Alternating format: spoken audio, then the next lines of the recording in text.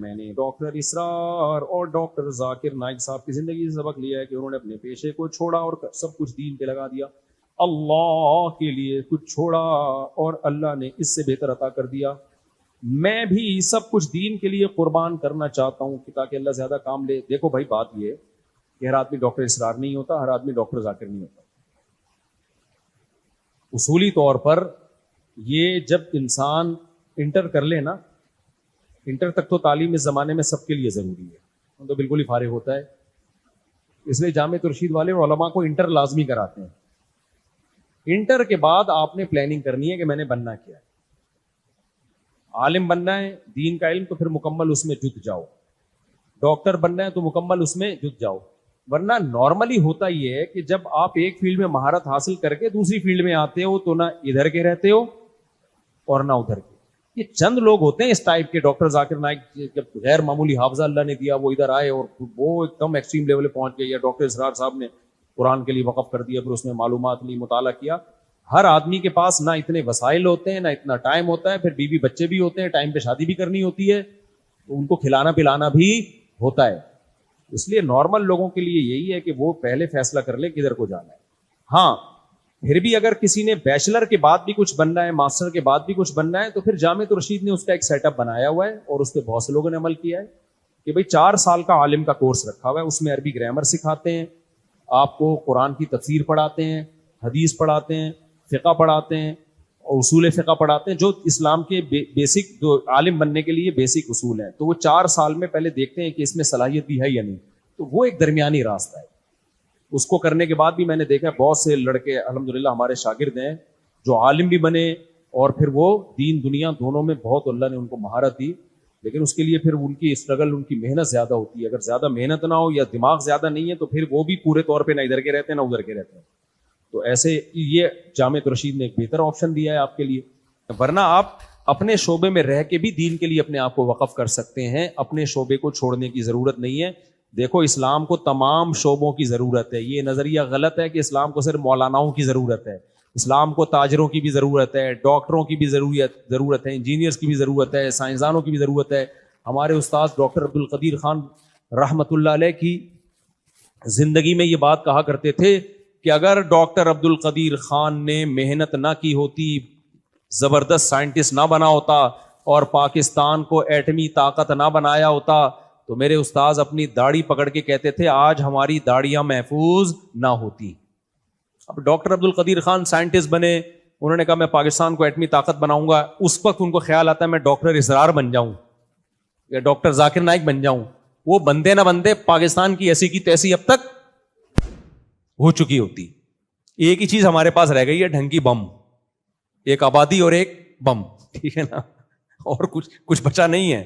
2 چیزوں کو سنبھالو, باقی بھی کرو, خالی اس پہ گزارا نہیں کرو. لیکن یہ 2 چیزیں کسی حد تک بچ گئی ہیں خاندانی ہمارے پاس. ایک آبادی کی کثرت سے بھی ملک عسکری لحاظ سے بڑا اسٹرانگ ہوتا ہے.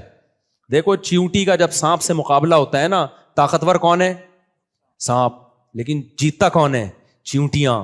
کیونکہ چیونٹیاں ایک آئے گی, دوسری آئے گی, تیسری آئے گی, پھر چیونٹیوں کی اتنی فوج آتی ہے نا, سانپ بالآخر, کیونکہ چیونٹیاں ختم نہیں ہوتی, اتنی جمع ہو جاتی ہیں, وہ کس کو مارے گا سانپ, مار کے تھک جاتا ہے, ایک مرتی ہے 10 پیچھے سے تیار کھڑی ہوئی ہوتی ہیں.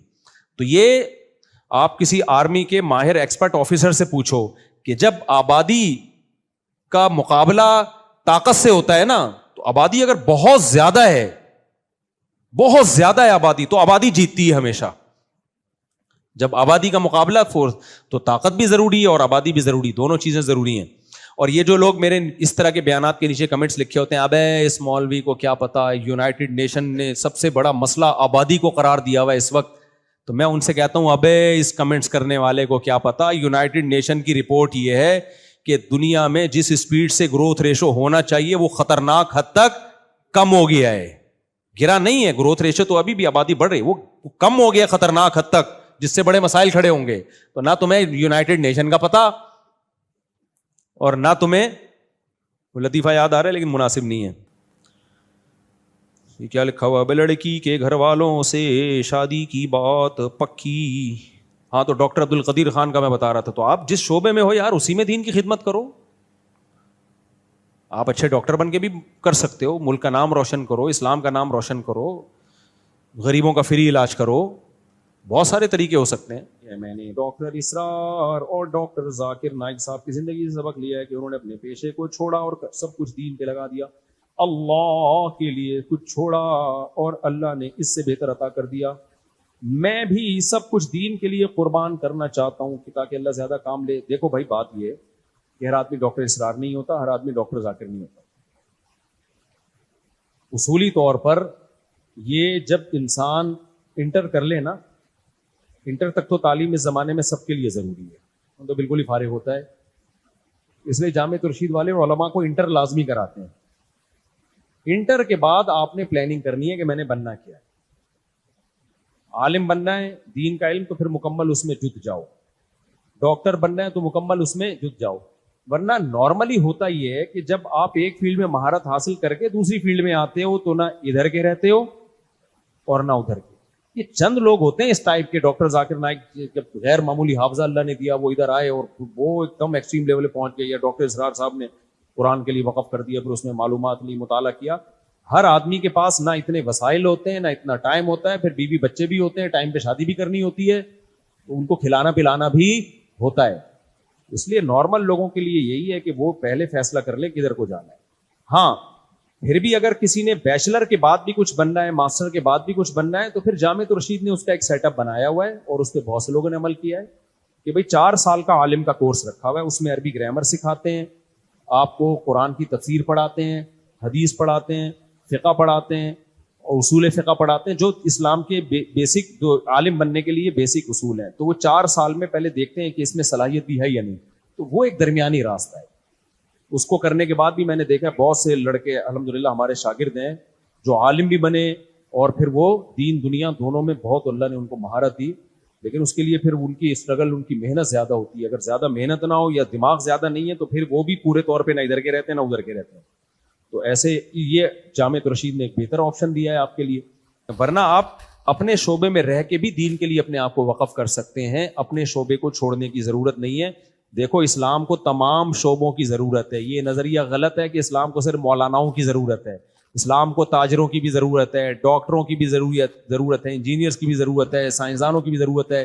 ہمارے استاد ڈاکٹر عبدالقدیر خان رحمۃ اللہ علیہ کی زندگی میں یہ بات کہا کرتے تھے کہ اگر ڈاکٹر عبدالقدیر خان نے محنت نہ کی ہوتی, زبردست سائنٹسٹ نہ بنا ہوتا اور پاکستان کو ایٹمی طاقت نہ بنایا ہوتا, تو میرے استاذ اپنی داڑھی پکڑ کے کہتے تھے آج ہماری داڑیاں محفوظ نہ ہوتی. اب ڈاکٹر عبدالقدیر خان سائنٹسٹ بنے, انہوں نے کہا میں پاکستان کو ایٹمی طاقت بناؤں گا. اس وقت ان کو خیال آتا ہے میں ڈاکٹر اسرار بن جاؤں یا ڈاکٹر ذاکر نائک بن جاؤں.